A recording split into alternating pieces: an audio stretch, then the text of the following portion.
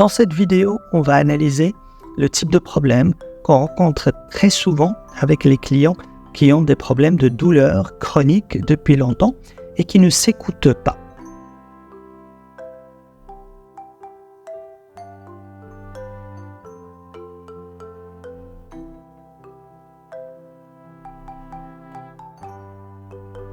Alors, si vous avez des douleurs depuis longtemps, des douleurs chroniques, des douleurs que vous ne savez pas d'où ils viennent exactement, il n'y a rien qui explique votre douleur. Vous avez essayé plusieurs choses et c'est pour cela qu'on est en train de parler dans ces vidéos pour vous aider à comprendre mieux votre douleur et mieux la gérer.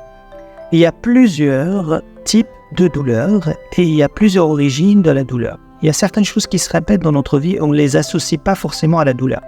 Et l'une de ces choses principales qui se répètent dans notre vie, c'est avoir la tendance de ne pas s'écouter soi-même, de ne pas écouter nos propres besoins. Alors ça remonte à très longtemps depuis qu'on est petit. Non, tu es petit, tu ne sais pas ce que tu veux. Si on n'avait pas l'habitude d'écouter nos propres besoins, de décider pour nous-mêmes, ou peut-être pour des raisons sociales autour de nous, la famille, l'école, les amis, du bullying peut-être à l'école. Donc, on ne sait pas vraiment, on n'a pas l'habitude de s'écouter, de savoir de quoi on a besoin exactement. Ça veut dire de quoi notre corps a besoin. Nos émotions aussi, ils ont un besoin d'être satisfaits. Notre mental, il a besoin d'être satisfait. Peut-être il y a une voix qu'on entend à l'intérieur de nous qui nous dit « Ok, alors peut-être qu'il ne faut pas aller à la plage aujourd'hui parce que tu t'es fait brûler et donc tu ne peux pas aller à la plage. » Mais puisqu'on se sent obligé de faire comme les autres, surtout dans les groupes d'amis, alors on se laisse faire, on se laisse emporter par ce groupe et on va quand même à la plage et quand même on se fait mal. Et on ne s'écoute pas forcément. Et si on fait ça pendant très longtemps, pendant des années, et on commence à avoir des douleurs, peut-être qu'on n'associe pas le fait de ne pas s'écouter à ces douleurs-là. Donc la première des choses, c'est de prendre conscience de nos limites et nos besoins. Et voir quand on n'a pas satisfait ses besoins,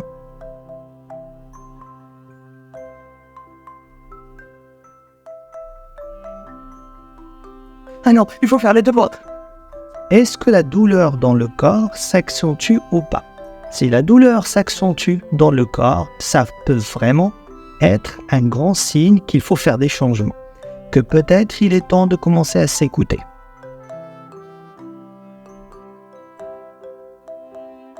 Et si on ne s'est pas écouté pendant très longtemps, alors pas seulement les douleurs peuvent s'accentuer, mais aussi on perd confiance, on n'a plus confiance en nous-mêmes. On ne sait pas ce qu'on veut exactement dans la vie. On ne sait pas quoi faire, on ne connaît pas, on devient vraiment dépendant des autres. On devient très dépendant émotionnellement des autres. Et on a toujours besoin de quelqu'un pour nous dire ce qu'il faut faire dans la vie. Mais si on prend la décision de commencer à nous rendre compte vraiment, de ne pas s'écouter depuis très longtemps, et se dire, alors on a ras-le-bol, et on va commencer à s'écouter maintenant. C'est très bien, mais ça a aussi besoin d'être prêt. Qu'est-ce que ça veut dire par là? Prêt à accepter de changer. Qu'on est prêt à changer d'habitude. Qu'on est prêt à changer de dynamique avec les autres. Alors, tout ça, ça peut susciter une peur à l'intérieur de nous, de dire, alors non, j'accepte pas, tout simplement parce que j'ai peur de ce qui peut arriver. Je suis dépendant peut-être de quelqu'un d'autre, mais je ne suis pas assez fort pour pouvoir changer. Peut-être que l'autre personne elle va partir, peut-être que l'autre personne ne voudra plus de moi. Et c'est là où il faut vraiment être capable de se dire, c'est quoi qui est important ici?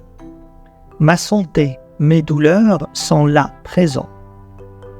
C'est pas que je dois absolument changer de vie, de quitter mon partenaire ou mes enfants, si je me mets en fait en considération moi-même et j'écoute mes besoins intérieurs. Ça ne veut pas dire que je vais devenir égoïste. Ça ne veut pas dire que je ne les aime pas, ces gens qui sont autour de moi. Mais c'est tout simplement d'écouter mes besoins personnels qui sont à l'intérieur de moi. Les besoins vraiment de prendre par exemple du temps pour moi-même, pour se ressourcer moi-même, d'aller dans la nature, de s'écouter moi-même, de faire quelque chose que j'aime vraiment, de ne pas me sacrifier tout le temps pour les autres. Alors, ça fait vraiment plaisir de donner aux autres et surtout à ceux qu'on aime. Et ça fait vraiment plaisir de les écouter aussi et d'échanger. Mais des fois, on a vraiment besoin de s'écouter nous-mêmes. Et la douleur, comme on a vu dans d'autres vidéos, c'est un signal très fort du corps qui dit « écoute-moi, écoute tes besoins internes ». Donc, si on va vers l'avant et on commence à implémenter des choses qui nous aident à rester en contact avec nous-mêmes, vous allez voir que cette douleur, elle commence vraiment à diminuer petit à petit. Je ne suis pas en train de dire que la douleur va disparaître complètement, peut-être. Mais ce que je suis en train de vous dire, que si vous vous écoutiez et en même temps, si vous sentez votre corps tous les jours, alors il y a de très fortes chances que votre douleur diminue beaucoup, qu'elle ne vous gêne plus dans la vie. Il s'agit de mieux gérer la vie, mieux gérer qui on est, mieux gérer la douleur qui est dans le corps. Et la douleur, elle est présente, mais elle est aussi très liée à notre mental, à comment on pense, à tous les schémas qu'on a dans l'inconscient. Il joue complètement sur comment on agit physiquement aussi tous les jours. Comme d'habitude, on n'a rien à perdre. Si on n'essaye pas, on ne peut pas savoir. Donc, pourquoi pas regarder pour vous-même aujourd'hui. Si vous avez l'habitude de négliger vos besoins, surtout si vous êtes des parents par exemple, comme moi, ou si vous êtes dépendant des autres pour faire des choix, ou peut-être vous ne donnez pas le temps de vous ressourcer vous-même.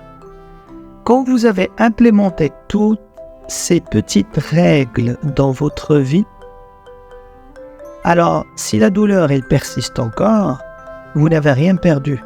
Vous avez consolidé votre force émotionnelle, vous avez appris à gérer vos émotions et à écouter vos besoins personnels. Qu'est-ce que ça peut faire de mal? Ça peut faire que du bien pour aller vers l'avant.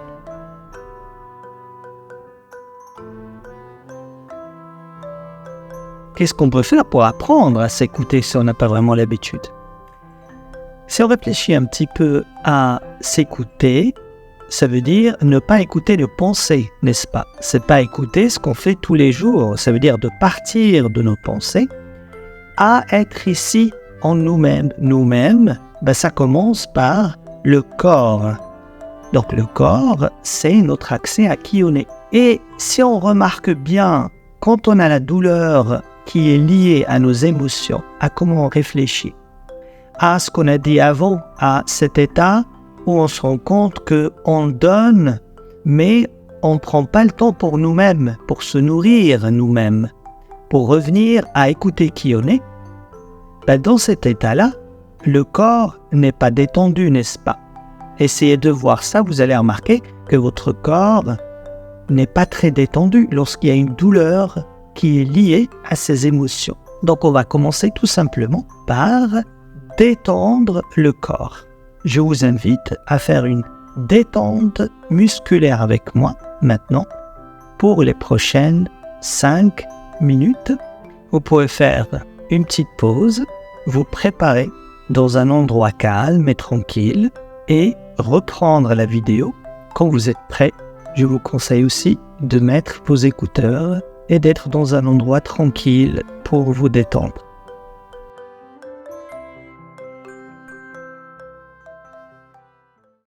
Alors on commence par fermer les yeux et prendre conscience de notre respiration. L'air qui rentre dans les narines jusqu'aux poumons, jusqu'au ventre. L'air qui sort du ventre jusqu'aux poumons, gorge et narines. On continue à observer, mais en douceur, on force rien. Et maintenant, on commence à allonger notre respiration plus profonde cette respiration douce et profonde. L'air qui entre en inspiration jusqu'au poumon, jusqu'au ventre, et en expiration lente et douce.